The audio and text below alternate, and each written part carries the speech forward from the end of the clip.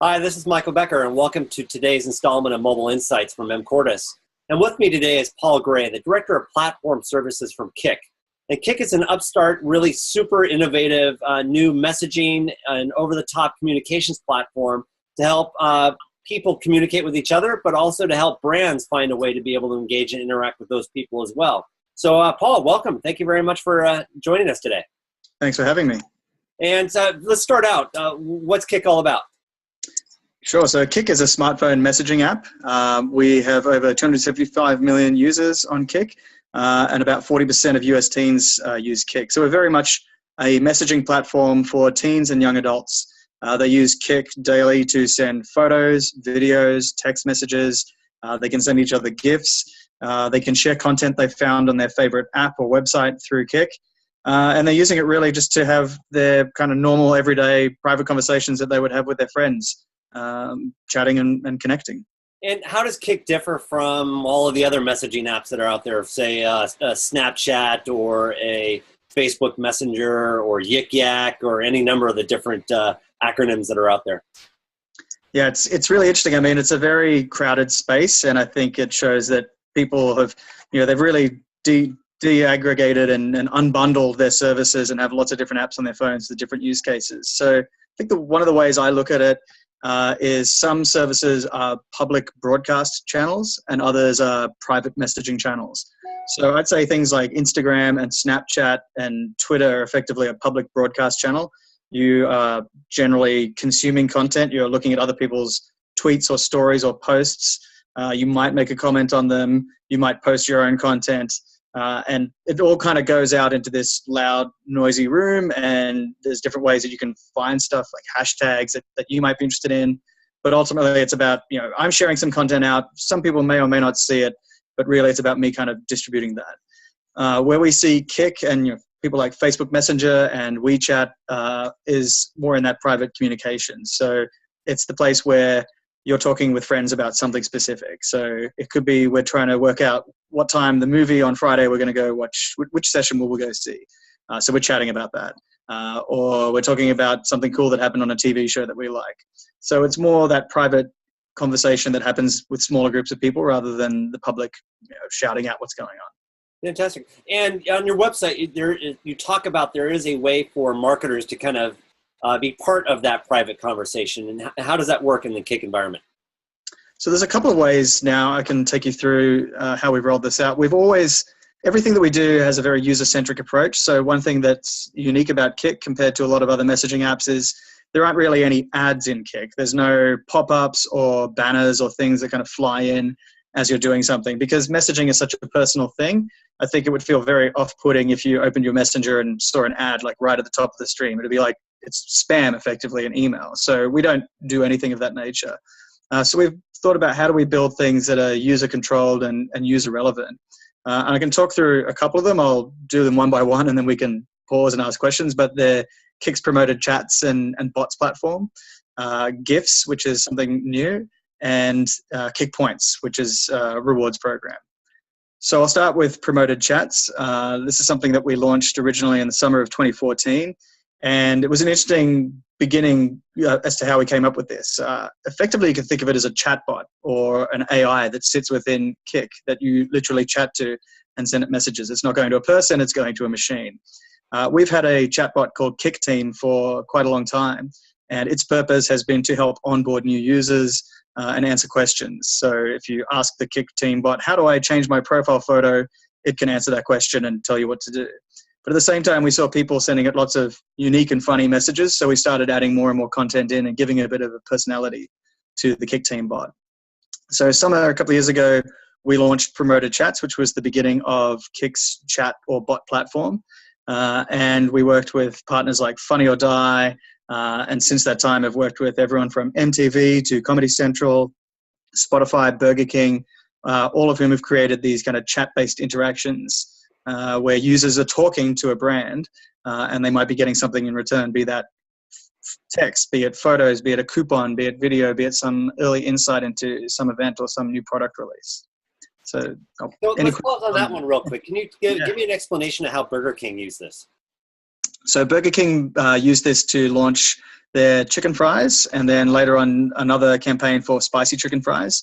So this was done last year, and they created a chatbot, which was Burger King was the bot, and you talk to it on Kick, and it replies back to you in this kind of lighthearted, comedic way. It sends you photos of the chicken fries, the new product that they had out at the time, and it also allowed you to unlock a pack of stickers, which were these cute little stickers featuring the chicken fries chicken doing different emotions and so on. So that was a fairly light one, because the whole goal there was really just to get people aware. Oh yeah, chicken fries are coming back. These are some great stickers. Now I can send them to my friends and go off and then find the nearest Burger King closest to me. So that was one example. Now, does the chatbot actually initiate communications, or is it always initiated by the user? So it's in line with our policy. It's always initiated by the user. There's a couple of ways now where people can start talking to chatbots. They can either just look up their username, just like I can look up a Twitter profile on a Twitter. And I think that's one of the real advantages. There's a big difference. If I follow a brand on Twitter, nothing happens. I have to wait until the next post comes out. If they post something that I'm interested in, I can ask a question. But if you're talking about a brand of Burger King scale or MTV and others that we've worked with who have millions of followers, it's pretty hard, if not impossible, for them to reply to every query that comes in. And I think a lot of questions just don't come in. People don't feel that comfortable posting that much stuff online in public. Whereas if it's a private chat between myself and the brand, I can ask it whatever I want without any concern as to who else is watching me talk to whatever brand it might be. Wonderful. And how's the engagement been with of all of your users? You mentioned 275 million users. What percentage of them do you think are actually starting to integrate or communicate and engage with brands in this way? So we've had 16 million unique conversations between users and brands. There's not too, I'd say there's probably about 100 or so brands on platforms. So it's been a very carefully staged rollout. And we've done that intentionally because we always want to make sure that we're doing what's right by the user, which is also then going to be what's right by the brand. So that's why, for example, a brand never starts a conversation with the user first. The user has to start the conversation with the brand. So we've paced how that's rolled out. But in terms of engagement, it's very high. Numbers of replies. I mean, there's been about over 500 million messages have been sent back and forth with brands. And in some brands, we're talking about millions or tens of millions of messages being sent back to them from their customers and people that are interested in their content. Some of them have done really well. Things that have really stood out are things around content, characters, IP that people are interested in. So movies, for example, has been a really great vertical that we've worked in. We've done a lot of film promotions with horror movies, with comedy movies.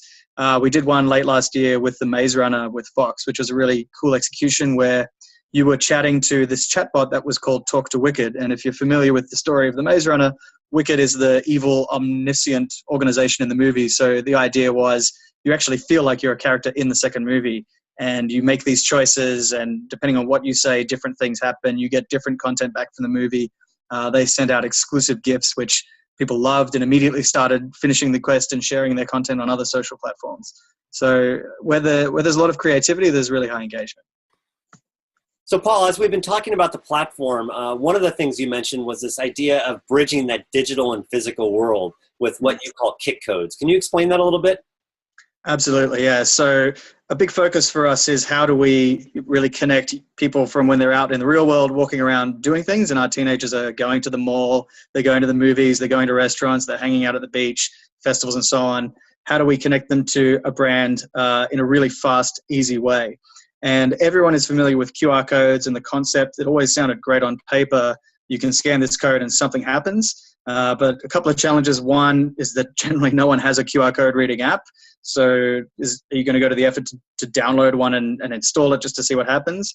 And having tested a lot of them myself, even when you do it, you generally open these really flaky looking browser experiences where you're not quite sure what's going to happen. So with a kick code, it's similar in concept, but I think we've tried to evolve it a little bit. It's a visually striking code. You can have a brand logo in the middle of the code. All that a Kick user needs to do is pull down on their Kick device and it scans a code and it immediately opens a conversation with a chatbot. And that chatbot would be the chatbot of the brand. So we can share a little video of an example of how it would work for a pizza, like a pizzeria, where you scan the code and something funny happens in the video, but in real life you would be able to scan the code, start chatting with the pizza bot, and start ordering your pizza or asking questions or maybe making a reservation. If it was a fashion brand like a clothing store, you could start talking with a fashion style advisor chatbot and so on. So very interesting way of how do you get people while they're out and about, maybe thinking about buying something or just being exposed to brands that they like, instantly talking to and engaging with those brands. Are you on Kick right now? Yeah. Do you want to join my group? Okay. Aww.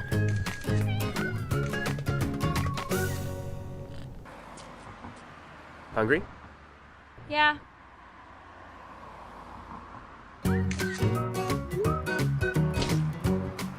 Sweet. Sweet. Absolutely fantastic. Now you're currently kind of a younger audience. You said basically between 16, 18 to early 20s. Yeah, well, everything from teens up into early 20s. So yeah, it's a pretty big, broad range, but yeah, we're very much focused on that teenage, young adult. Okay, and clearly as your platform evolves and that audience evolves too, you'll have a richer mix of the types of content that could be sent to your service. For those that may happen to be, say, 21 years and older, do you have any age gating capabilities with the platform? So, say, an alcohol brand or a more regulated brand that wants to have a conversation and engage a particular audience. Is that possible on your platform? It is with some of our capabilities. So Kick Points is another product of ours. And I know we've done a Miller campaign, which had some stickers. And so that one was targeted. So yeah, we don't, I guess we're also a little bit different to Facebook and other platforms, and we're not, milking users for every single piece of information about them to build these really rich profiles that can then be hyper targeted. Our approach is, again, more user focused. So we don't try to build those profiles. We try to do the basics. So things like location, gender, device, and age where that makes sense. So we could support campaigns like an alcohol brand or something that needs more regulation. Even things like energy drinks, which have a lot of caffeine. Sometimes they want to make sure they target over a certain age too. So and speaking of energy drinks, did you catch the Super Bowl yesterday with the puppy monkey baby? See, unfortunately, based in Canada, we don't actually get the US Super Bowl ads, so I missed them all, and I haven't had time to. Well, do an internet search, and there's a new Mountain Dew drink where they've mixed caffeine with a juice with the soda, and to kind of illustrate the bringing of these three very unique different things together, they created a character called the Puppy Monkey Baby, which was basically a mixture of a puppy, a monkey, and a baby. All right, yeah. I'll have to check it out. Yeah, kind of creepy. But it's really important. You mentioned like the Miller example, though. I get that a brand is not using Kick to target a user, but to the extent a user starts initiating communication for an alcohol brand in particular, it's important that they've age gated that user before they start the communication. So it's exciting to see how your platform's evolved in that way. Mm-hmm. Yep.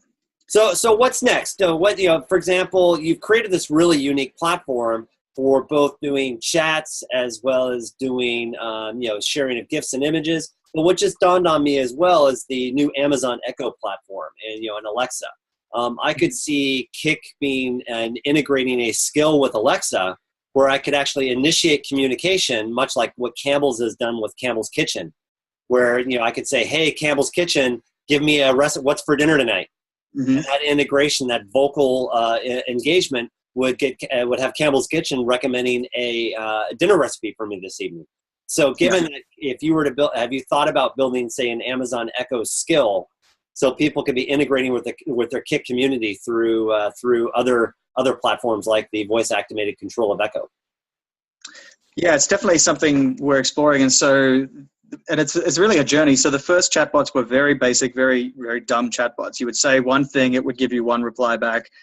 We would call them stateless, so the bot doesn't effectively remember anything that you say to it, which really limits it. People still really enjoyed it, and I think it says something about demographic. If you're a young person that's grown up with Siri on the iPhone and Cortana on the Xbox and AOL Smarter Child when you were a kid, there's just been bots and robots and things all around you online, very primitive ones. So we've started primitive. We then moved to increase the sophistication around some of the movie bots, allowing them to have a sense of state, to remember what you say, to take and manipulate content you send to them and then send it back. So I think it is definitely going to be a journey. And I'd say the only distinction with something like an Alexa is they're audio-based or oral-based. You speak to it and it listens and processes that, whereas Kik is text-based. So I think they'll both work in different scenarios. Alexa seems perfect for the phone. If I'm sitting on the couch, I can just kind of talk to it. But if I'm out and about in public, I don't know if it's quite yet at the state where it is in the movie Her, where everyone's talking to their super intelligent AI. So I think for sometimes still people will prefer to send messages through text because then it just looks like you're typing on the phone. So we're building our tools. I could see you guys integrating to that platform at some point. Like this weekend, Domino's announced an integration with Alexa. So now I not only can I text and tweet and post my order in, I can say, hey, Alexa, open Domino's, and it orders my favorite pizza. So I could see that similar interaction happening with your platform as well, because you're bringing so much capability to the table. It would be really important for someone to be able to do that. Okay, let's wrap it up a little bit. I think this is an amazingly exciting area that you've opened up for us, and I'm going to really encourage our audience and the brands that we work with to take a look and see how they might be able to establish this engaging conversation with their audience through Kik and such. So if you were to suggest 3 points for people to think through and where they come back, where might people start? So point one, I would say this is the buzzword that I've started to read a lot this year. It's conversational commerce. I think chat is something, obviously Kik has been involved in the chat space for several years. We've been working with high-profile brands to build out chat-based experiences. Now in the last few weeks, it seems that everyone is also doing that, which is great. So I think it really validates the space. So I think point one is brand marketers and product marketers and even customer services and community managers and those sorts of business functions should start exploring chat and how you can achieve those sorts of one-to-one relationships at scale with users. I think that's one key point. Two, I would say, the increasing move to mobile, especially for younger demographics, the mobile phone is the computing device.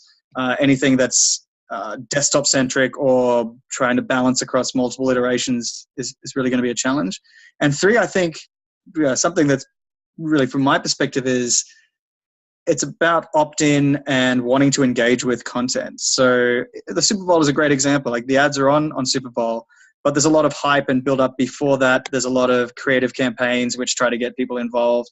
That's actually what's more interesting. And I think if you look in the digital world, just the rise of ad blocking and some of the scary stats you're seeing into who's actually clicking on ads, what percentage of them is actually people, it seems that that's quite a challenged industry. So I think things that look at creating services that people want to engage in are really going to start to stand out. And the sort of traditional disruptive model of seeing where you can insert an ad or put a pre-roll or a post-roll kind of does annoy a lot of people, and maybe it's more people than it was originally thought. Wonderful. So if people want to learn more, where do they go and who do they contact? So head to kik.com. We have partners information there. We have some case studies and resources and ways to contact our team. We have offices in Canada as well as New York, LA, and San Francisco. And they can always write to partners@kik.com or follow us on Twitter. We'd be more than happy to chat to people that are interested in learning more. Well, fantastic. Well, again, my name is Michael Becker, and you've been listening to an mCordis Mobile Insight program. And with us was Paul Gray, the Director of Platform Services at Kik, a new and innovative over-the-top messaging platform that helps people engage each other in a very intimate way, but also for them to be able to initiate and have direct and interactive relationships with marketers and retailers across all industries. So, Paul, thank you very much for joining us. Thanks, Michael. Have a good night.